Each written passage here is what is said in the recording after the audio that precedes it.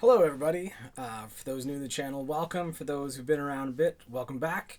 For anybody who's watched the channel before, in particular some of my videos about short scale basses, you'll know that I have talked about one particular bass as one that I played but haven't really had as much chance to play as I would like. So here we have the bass that I've been talking about, the Sterling short scale bass, and I think I happen to have one. Wait a sec, I might have two. So my local music shop happened to have these in. Let me take them both and see which one I liked a little better. And you know, it's surprising when you have two of what are supposed to be identical instruments, the differences between them. And I mean, that's purely the difference between different pieces of wood and the particular luthier who did the setup, or how each piece of wood has adapted to whatever weather changes you happen to have in the region you're in. So obviously two different finishes. We have the Daphne blue and they call this the dropped copper. There's also a fade, or is it a plain black? Something like that. And then there is a white one that they do with a rosewood fingerboard. These have the maple. And all of the pick guards are white except for on the white model, which is black. I think that's the case. Anyways, you have, as is standard for these kinds of instruments, one nice big pickup in kind of the bridge position, but as this is a short scale, it's kind of, one of the coils is more in a bridge position, one is getting close to more of where a P would be. And that comes into play because this knob is your pickup selector. So all the way towards the neck is parallel, in the middle is just this coil, and then towards the bridge is series.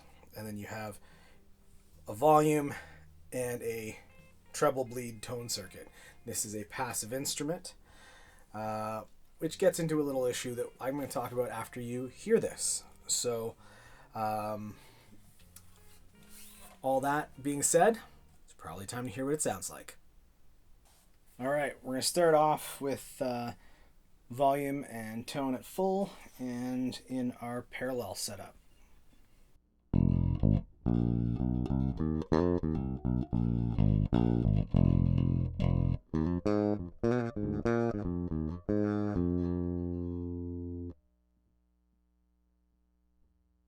Okay, dropping the tone down to probably about half.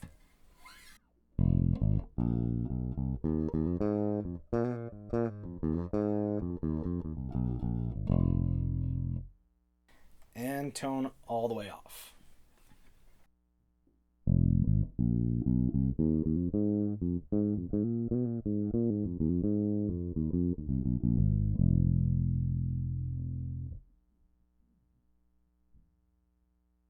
Okay, tone back up to full, going to single.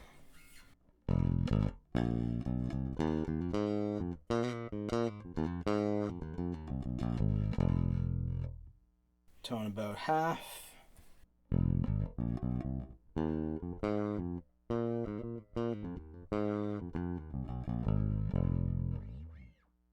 And tone off.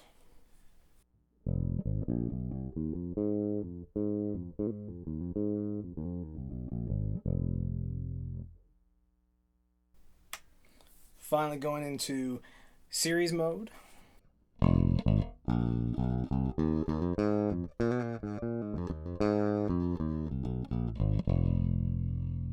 So that was with the tone up at full, back to about half.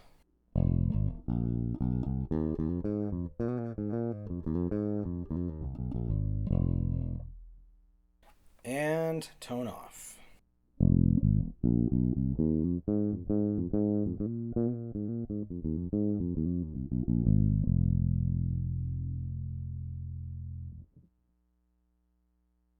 Now, of course, we couldn't possibly have a StingRay and not have a little bit of slapping. Not that I'm a very good slap player, but anyways, here's an idea what that sounds like. We're starting parallel, tone it full.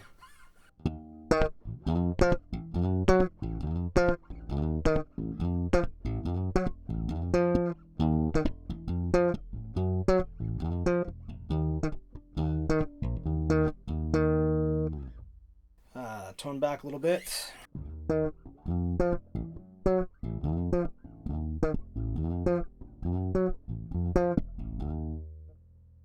And tone off.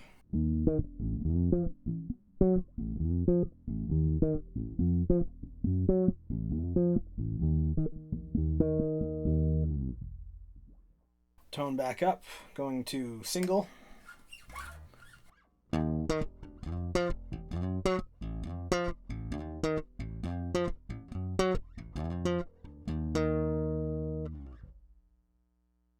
Tone it about half.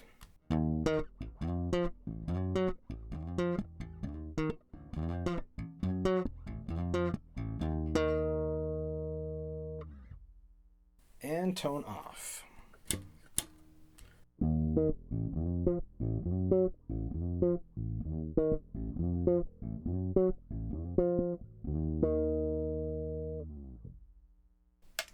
Finally, going to series with tone back at full.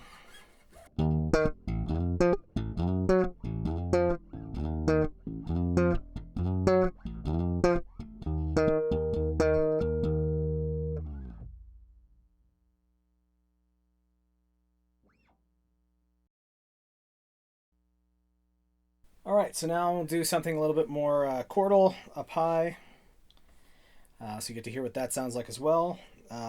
Parallel, tone at full.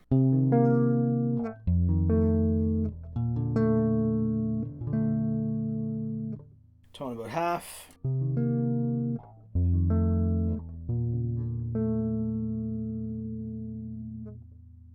And tone off.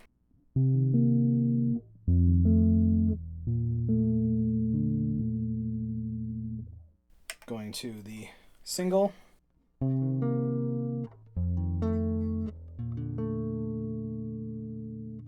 Tone about half.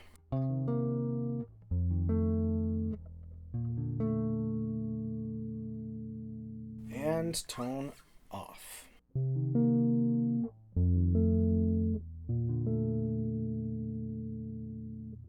And finally, to the series, tone it full.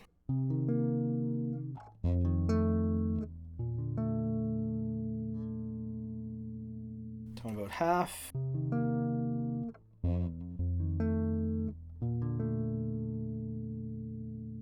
And tone off.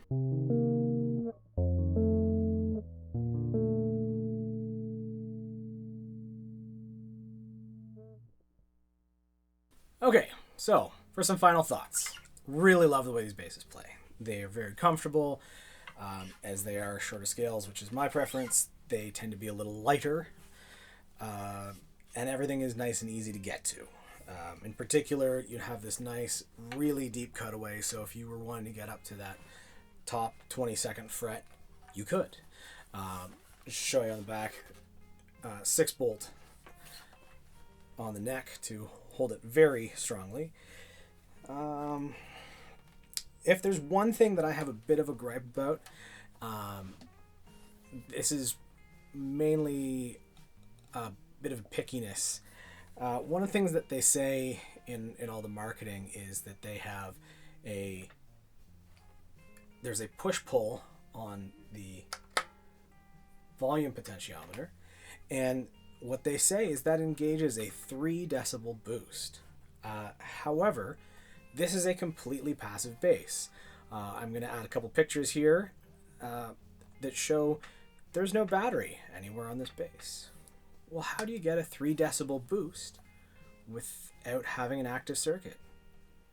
The short answer is you can't.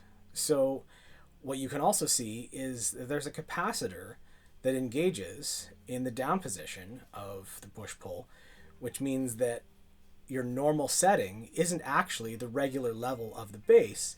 It's actually 3 decibels less. it has a very useful application in those moments where you just need that extra little oomph. However, you are essentially cutting yourself down a little bit for everything else to make up for that. In terms of simplicity, if you want to give your opportunity to have that little bit of a boost, if you have a solo or a line you want to come through, you can do that without having a pedal, which is kind of nice, but you also have that slightly bit less all the time. Final thoughts. Could this be your principal bass? Certainly there's lots of people who've used StingRays over the years for all kinds of different styles of music. Is it going to get you that nice P-bass sound? No. Is the P-bass sound the sound you're looking for? Maybe, maybe not.